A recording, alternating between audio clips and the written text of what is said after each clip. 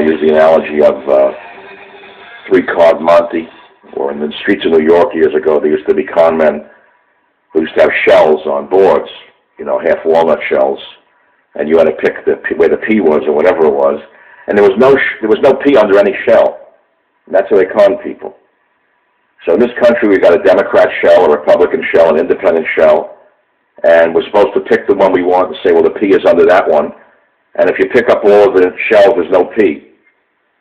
No, there's no P. There's just an M. It's the military-industrial complex all over again. Oh, yeah, they won. They won. Trump even looks like a different man, speaking. We're not winning in Afghanistan. There's no winning. What's there to win? Explain to me what we're going to win. Tell me how you win. Tell me what winning strategy. All you armchair generals, this is beautiful. Are the liberals happy that we're going into Afghanistan? Because more boys are going to die there. More of the military will be left for dead on those damn mountains. That's what. It's another waste of military and U.S. lives. That's why they're real happy. Wait till you see the helicopters going down like the Russian helicopters did. You're going to say it will happen. You're not going to fight a war without losing men and material. So that's number one, so I'm correct. Doesn't work that way. There's going to be huge losses, and how are we going to win? Who are we going to kill? How many Taliban? How many Al-Qaeda? How many other tribal groups do we have to kill? Until that hellhole. Until we leave that hellhole. And the last I checked on this little subject called Afghanistan over the last 16 years, I read that wherever the Taliban take over, they destroy the poppy fields. It's very interesting. And just an interesting side note to the whole subject. But I'm not in the military. I never fought in Afghanistan. I never fought anywhere. And I can't believe how many people are now so gung-ho to send the boys over there to die. Do you agree or disagree with Trump sending more troops to Afghanistan? Well, Back's intervention, which is astounding. So it was Donald Trump on this show on January 10th, 2011, where he said I would withdraw from Afghanistan as soon as possible. Okay, and then, so what's happened since? Well, I gave you the answer. I gave you the answer already. What do you want me to give it to you again? To you again. Declaring in Afghanistan despite his earlier inclination to withdraw. But he said he would not offer a blank check after 16 years of war. And he pointedly declined to say whether or when more troops might be sent. Well, he unveiled his new Afghanistan strategy, and he said the U.S. would shift away from a time-based approach, instead linking its assistance to results and to cooperation from the beleaguered Afghan government, Pakistan, and others.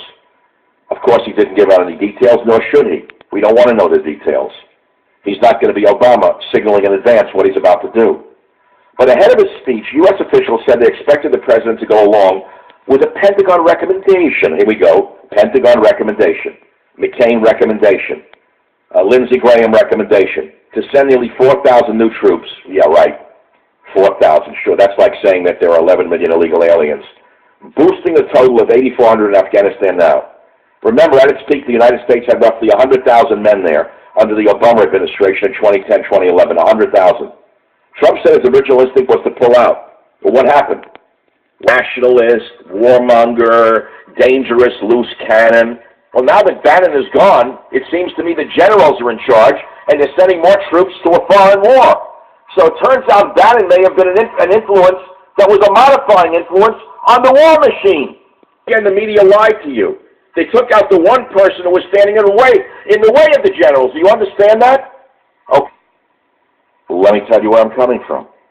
Soon after the president said he was going to get us out of Afghanistan, he's now changed his mind and decided to ramp things up. Did you notice how happy Lindsey, the whack job Graham, was last night after the speech? The Trump hater, Lindsey Graham, the front man for the military-industrial complex, him and McCain. By the way, there's a big metaphor in the USS McCain getting struck by a freighter. I'll talk about that later. Driven out of the West Wing. And now the generals are free to run America. Each one of them will get their own war. Will one get Afghanistan? Will one general get Ukraine and Russia? Will one general get South America to topple the dictator of Venezuela? And will one then get the South China Sea to go after North Korea? Remember this. Never forget this. Good generals are trained for war, not peace. That is the instinct of a general, especially the older ones. They've taken over the government. War is what they are trained for. War is what they want. It doesn't matter what it costs. But what will this do to our budget, all of you fiscal conservatives? The fiscal conservatives seem to have disappeared. Trump said, less war and more jobs. I worked very hard to get Donald Trump elected because he said he was a non-interventionist, that he was not a globalist. Well, it looks like that's half true. Building boom in the military-industrial complex making John McCain and Lindsey Graham very happy. Don't get me wrong, if there's a president who will go fight a war to actually defeat the enemy, Trump is the one who will do it. Do it? Can we actually do it? Remember the British in Afghanistan.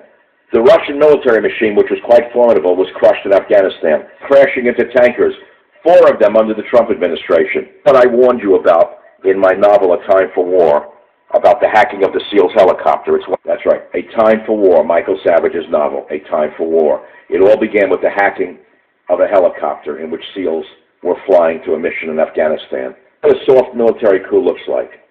Not likely to be a part of his team. Then the next step was to get the voices away from him who would steer him clear of foreign intervention, foreign wars. Goodbye, Steve Bannon. Now the agenda they know best. Fire up the war machine. But Trump is a strong man, not someone who would let people push him around. He makes such a critical turn around on the Afghanistan policy. Security advisor H.R. McMaster used a 1972 photo of Afghan women wearing miniskirts in Kabul to help convince President Trump to stay the course in Afghanistan.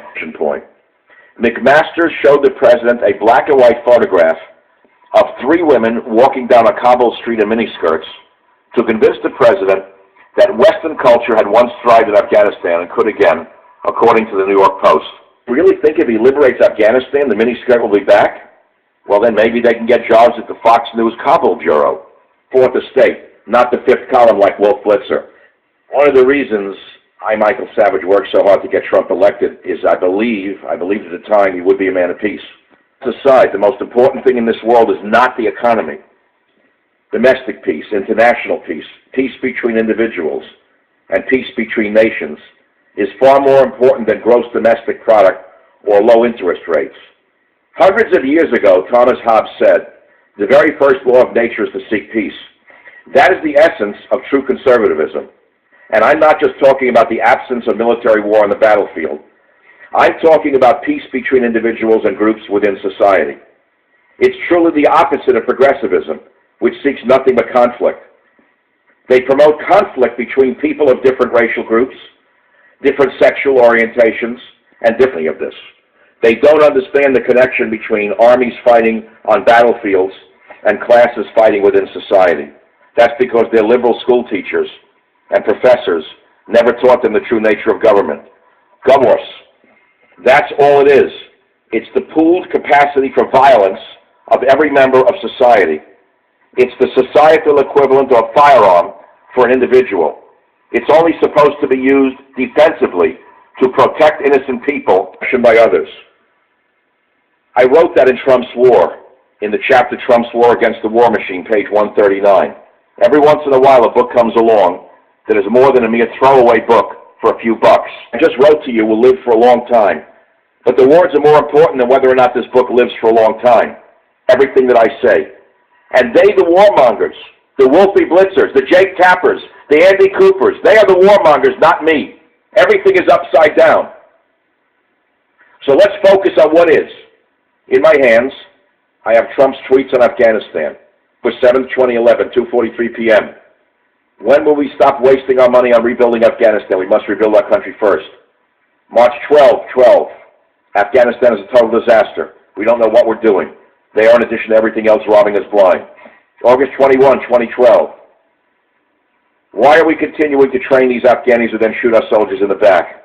Afghanistan is a complete waste. Time to come home. January 11, 2013. Let's get out of Afghanistan. Our troops are being killed by the Afghanis we train and we waste billions there. Nonsense. Rebuild the USA. January 14, 2013. I agree with President Obama on Afghanistan, he wrote. We should have a speedy withdrawal. Why should we keep wasting our money? Rebuild the U.S. These are all Donald Trump's tweets. November 21, 2013. Do not allow our very stupid leaders to sign a deal that keeps us in Afghanistan through 2024 with all costs by USA. Make America great. First, 2013. This is Donald Trump. We have an amount of blood and treasure in Afghanistan. Their government has zero appreciation. Let's get out. Now, I didn't want war. I wanted peace. And now last night, suddenly we saw a 180. Listen to what I'm saying. Put the pieces together. Bannon was the warmonger. We were told Bannon was the right-wing maniac. We were told Bannon, the nationalist, was evil. Now that Bannon is gone, we see the war machine is in place. Now Lindsey Graham and John McCain are calling the shots, the warmongers, the spokesmouths for the military-industrial complex. Strikes a freighter in an absurd accident. And after the last one occurred, I told you it was because it was hacked, in my estimation. I didn't have to be on the ship to tell you that they hacked the ship. But we asked at that time, where were the lookouts? Every ship has a lookout. If I have a boat out on San Francisco Bay and I'm with someone else, he's a lookout. It's a second set of eyes. A Navy ship has lookouts fore, aft, port, starboard, separate from all the electronics. So where were the lookouts? Smoking a joint down below? Down below. Where were the lookouts? Where were off the deck? They have night vision binoculars these days, you know that? Actually have such a thing where you can see in the dark? I know it's hard to believe. Where were the lookouts? Them off the deck. Strange, isn't it? I wrote a novel years ago. A few years, Navy SEALs died in a strange incident, a strange crash. And I alleged in that novel that they were brought down by a hacking of their flight controls by someone on the ground. In this case, it was a Chinese military officer who helicopter brought it to the ground. It's eerie that I tell you this. But what's not eerie is that maybe it's happening again, and maybe the Chinese hacked our ships to show us who's really in charge in that region. It's not us. And now we have another war to worry about. Suddenly it's Afghanistan. When he ran for office, I thought he was going to bring them home. Now, I get that there are bigger pictures involved. I get what we're doing there. Maybe it's about the caliphate, and maybe it's to stop the emergence of the new Turkish-run caliphate running from Ankara to Pakistan. But what does victory look like in Afghanistan? Because I can't, for the life of me, see what it will look like. Are there any combat veterans who think we should be in Afghanistan? I don't think so. It's only to want war.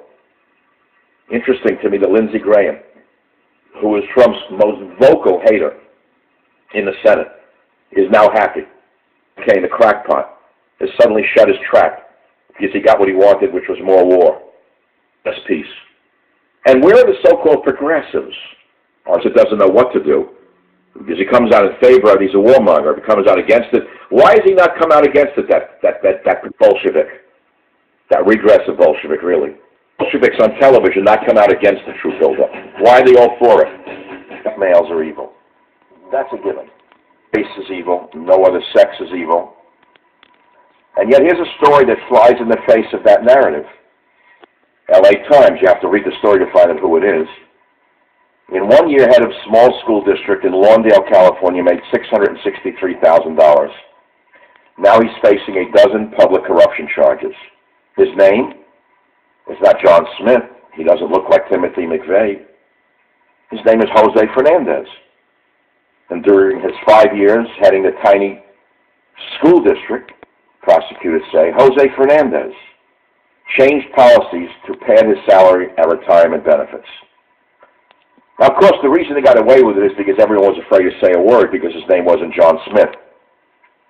And because he was a protected minority, they looked the other way. Well, now, finally, he's being charged with 6 counts of conflict of interest, 3 counts of misappropriation of public funds, 2 counts of grand theft, 1 count of embezzlement, and attention, Woodhead Blitzer. Attention, Jake Woodpecker. This is a huge story, but you won't cover it because the villain doesn't fit your narrative, does it? What's odd, though, is that the villains are all white males in the media. Isn't that odd? Most of the villains in the media are white males who have a narrative attacking white males. How is that possible? They won't cover the SPLC